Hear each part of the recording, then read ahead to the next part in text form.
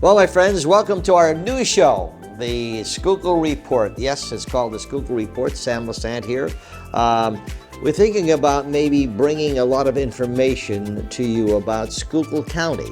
And I'm very happy to say that we have a major sponsor for this show. You're all familiar with the place. It's called the Fairlane Village Mall. We're Schuylkill County shops. So we're very happy about that. And of course, to find out much more what's happening in Schuylkill County in the different areas, we're very happy to be media partners with the Tots Republican Herald and also the Standard Speaker. And as you know, my friends, you can get all the information there. So what's the show about? The show is about highlighting a lot of things that happen in Schuylkill County. And I needed someone to help me with this.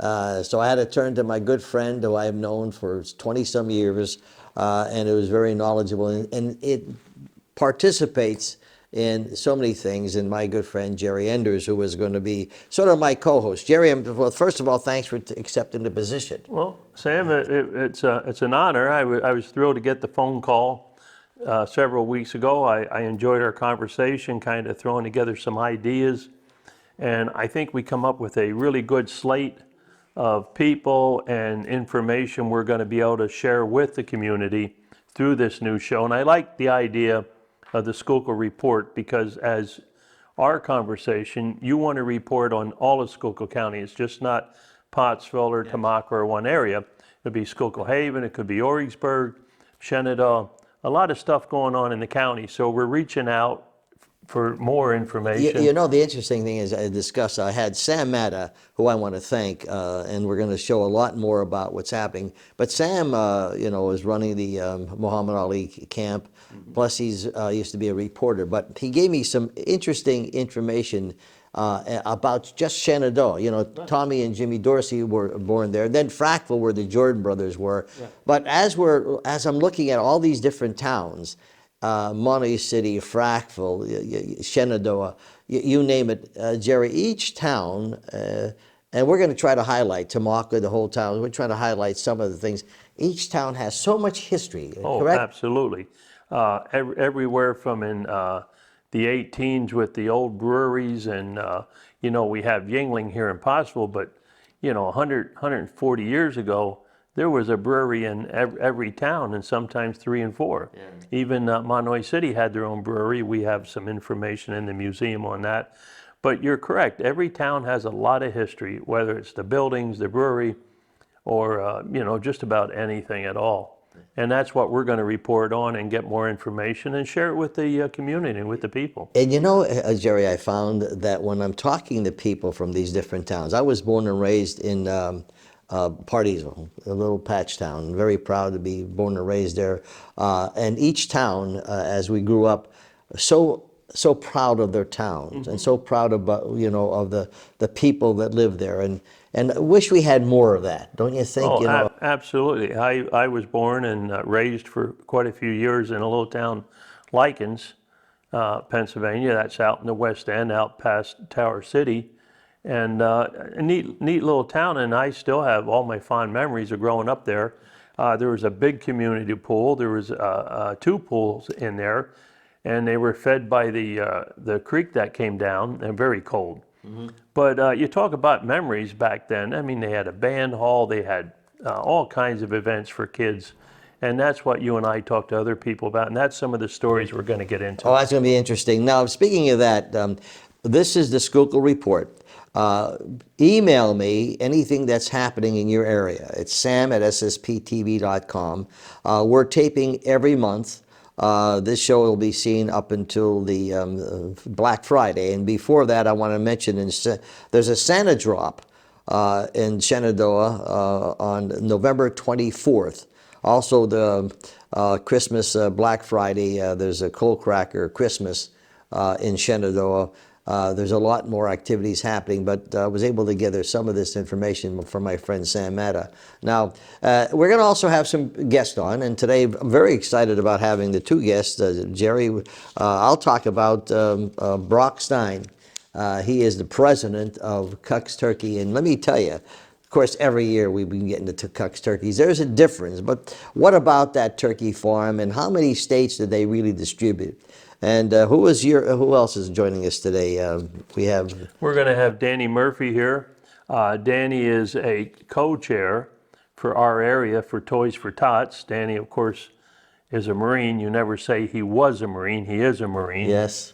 And Yeah. once a Marine, always, right? That's right. And Danny's just volunteered out there with his time, his truck, and picking up the toys. So he's going to give us insight of Toys for Tots, some history on how it started, how many kids they give toys to, how it's distributed, where they pick them up. So Danny's going to have a lot of information to share for Toys for Tots today. And there's so many great things that happen that you're giving back to the community. Now, our first guest, as I said, is Brock Stein, and we're going to talk to him right now.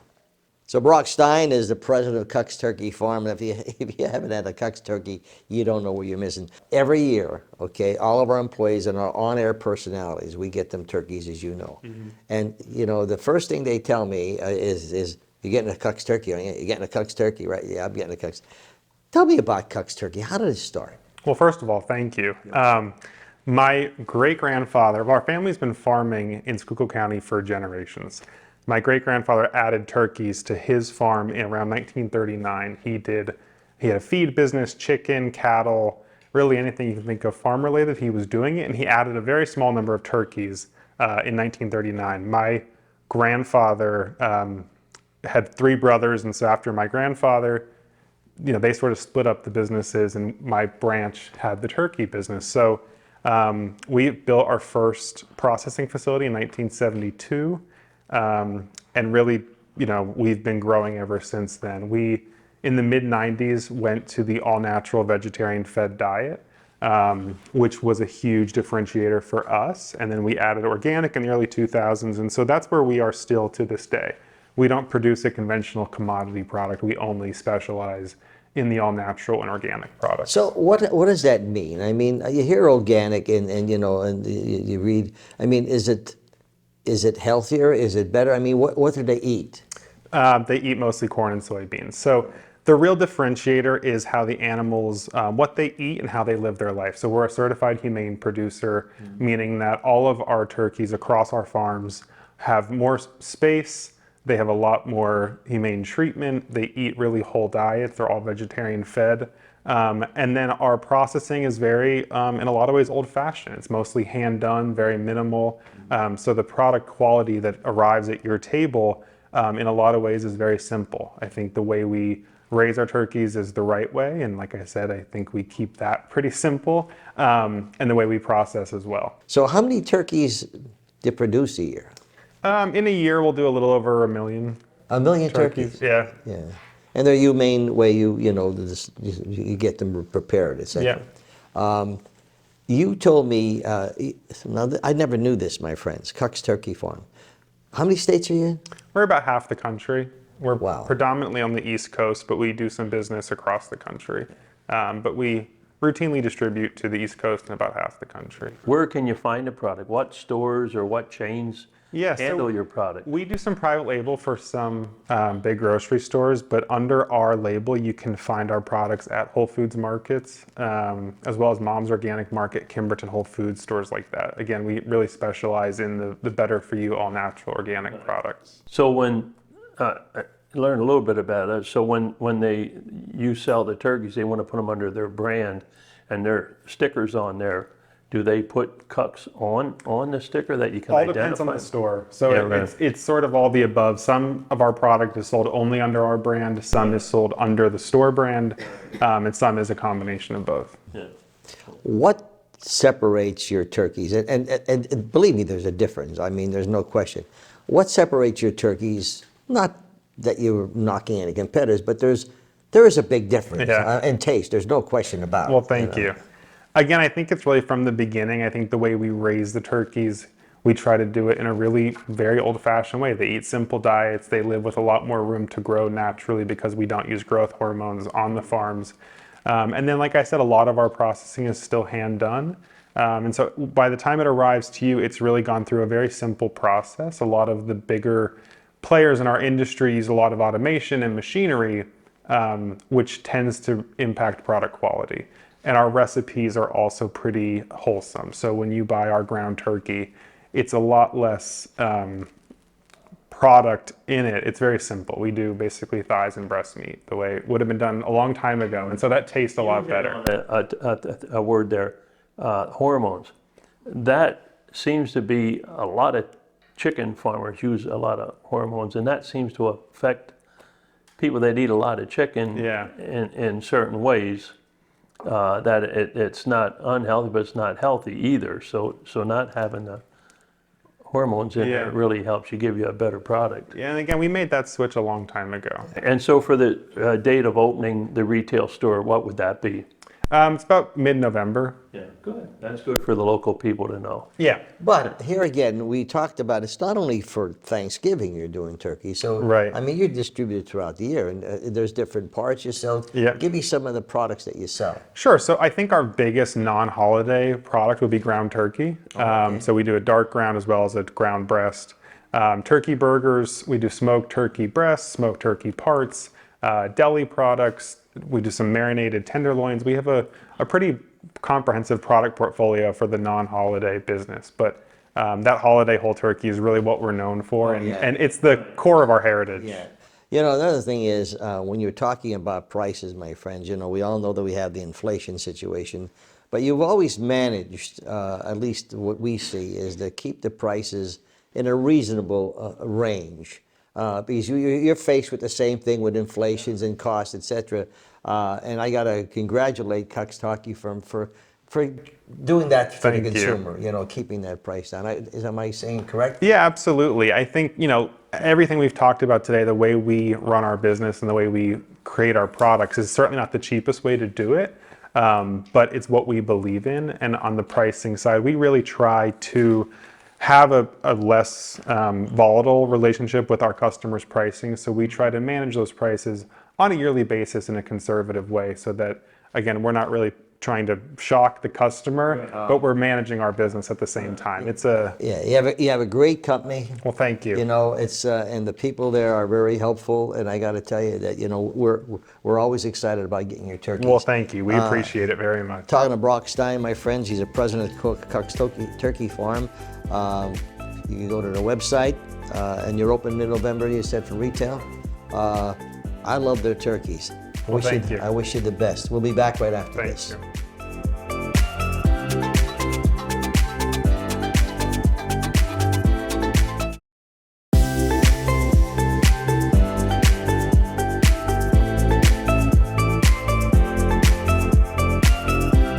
Well, welcome back to the Schuylkill Report, the new program we're starting. I'm Sam Lesante. First of all, I want to thank you for making the Sam Lesante Show. This is part of the Sam Lesante Show, the #1 talk show in northeastern Pennsylvania. And my friends, that comes from the scientific poll of Susquehanna Polling and Research. I appreciate that. And one of the things that really impressed me with that survey, and once again, it's open for public inspection, is the fact that you have so much trust in our shows. And want to thank all of the sponsors that you see. These are the people that make it happen. And we're very happy to have Fairlane Village Mall being one of the major sponsors of this Schuylkill Report, and that's where Schuylkill County shops. Also, we're very thrilled to have the Republican Herald and also the Standard Speaker as our media sponsors. You can get all of the information about what's happening in the counties by reading the paper. We're going to bring highlights, some of them, such as Shenandoah, Monomoy City, etc., to give you information. But if you have anything happen, we tape once a month, and the next show will be Black Friday. We'll be taping, they'll be airing the Black Friday. But if you have anything happening from Black Friday until the end of December, email them to me, sam@ssptv.com. Be more than happy to present that.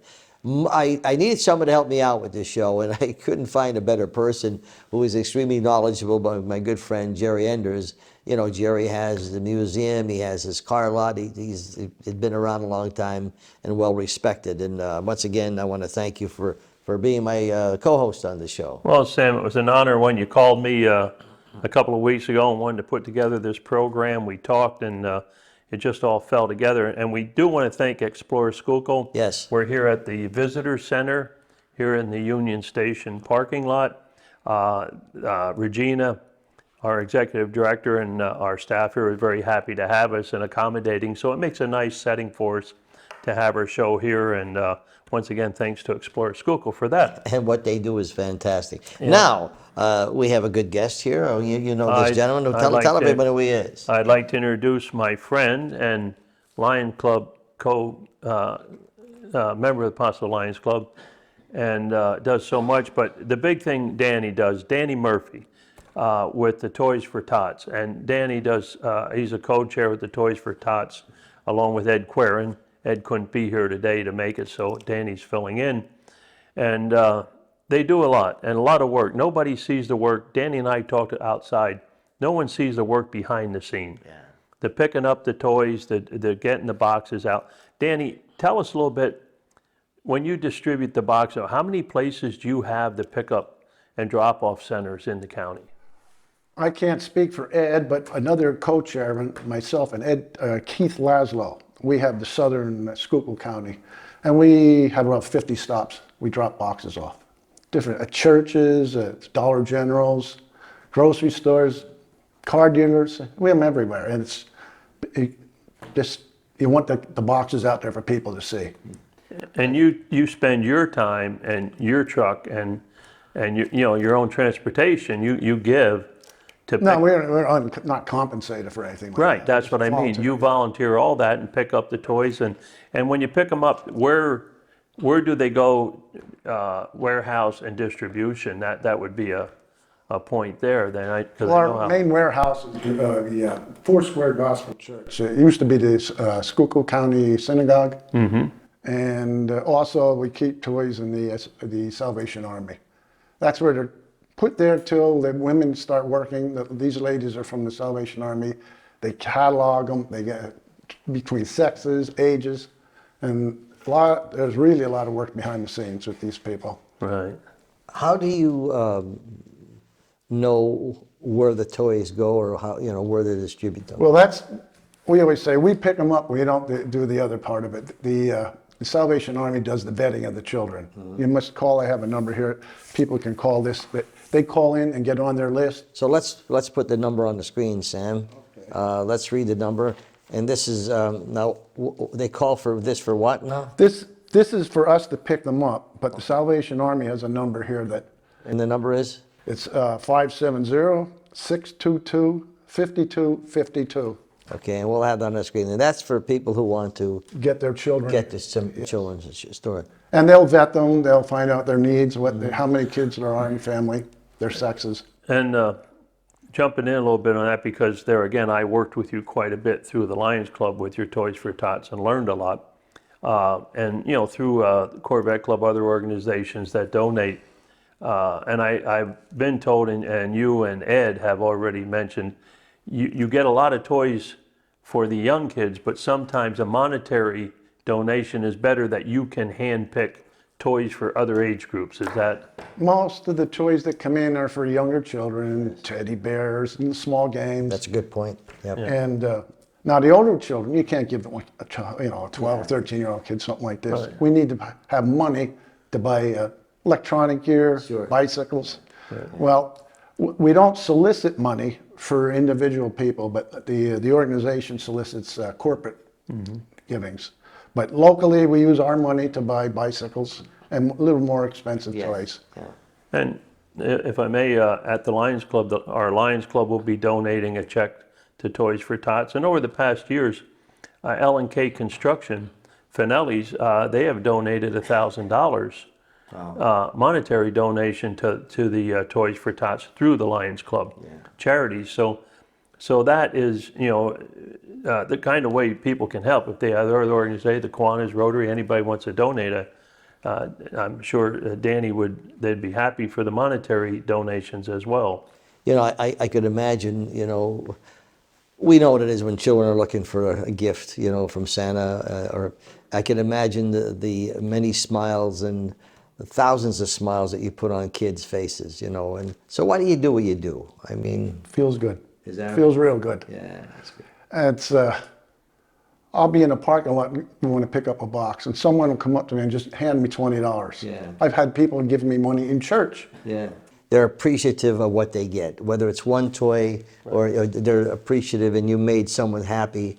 And I think when people are giving you monetary, and I think you do need it for the elder. Yeah, we must have it, yes. So, Well, how many like volunteers? I know there's 3 of you. Do you have other volunteers that help at times, or is that Well, mostly the Salvation Ed Army? Queern has a couple people help him Does all the he? time. He has a bookkeeper to help, you know, Right. sort out the fund donations. My wife helps on occasion. Right. And people are always coming up to me and asking me, do I need any help? You know, we pretty much have it down the way we do it. Yeah. But we do run short a lot of times, and it gets overwhelming. so once again, review for us if people want to drop off toys, or, you know, is there any specific type of toys you're looking for, or, you know, or, Any kind of toy. okay. And unwrapped. It has to be unwrapped. I mean, is there any in demand for anything? Well, every year there's a new demand. You know, Yeah. they put them out there for the kids to buy. Right. But we're not really on top of what the demand is. The general public that donates, they might know that better than us. And I'd like to mention in there, Sam, a little plug for the Explorer Schuylkill. We will be having our holiday social dinner that we do for our membership, and we're requesting Toys for Tots. I know several other people that have holiday events have started years ago requesting their guests that come. Is there a cost or anything? Nope, but bring a toy, something for Toys for Tots, or a check, money. And that's going to be new for us this year here at Explorer Schuylkill. We'll be doing that, and then at the end of the evening, Danny or a few of them will stop by and pick them all up. And I know other people having the same kind of events are doing the same thing. Danny, I have something I really enjoyed listening to Ed tell the story. Maybe you can, but the back of the Toys for Tots, when did it start? And how did that train come about? That is so interesting, that story. Back in 1947, a reserve officer, Major William Hendricks, he worked for Warner Brothers out in Los Angeles area. And he and his wife got this thing that they might buy toys and make some toys and distribute to kids in need. Well, the following year, he sat down with another man that was working for Warner Brothers at the time. His name was Walt Disney. And they sat down at a restaurant, and on a napkin, they came up with this Toys for Tots train. That's basically how it started, and it caught on. The Marine Corps adopted it in 1948. And They're going strong with it. Hey, I want to thank you for coming on the show. I want to thank you it's for a what pleasure. you're doing, and the line, and everyone. My friends, please participate. They can use the help. Hey, listen, this show goes fast. It sure does. We had some great guests today, and What do we have coming up very quickly? coming up will be Lisa Gillespie from the Majestic Theater next month, talking about the holiday movies, the free movies from the Lions Club, but all the events going on, the concerts, and going to be a lot going on at the theater. So Lisa Gillespie will be our guest next month. One of them, we also are looking for someone from the state police who'll be talking about holiday scams. Hopefully we'll be having Dave come on, Trooper Dave come on that show as well. Sam at SFPTV.com, my friends. Let me know what's going on so Jerry and I could talk about it in the next show. Thanks for joining us, and I want to thank once again Fairlane Village Mall, where the Schuylkill County shops. We'll see you next time.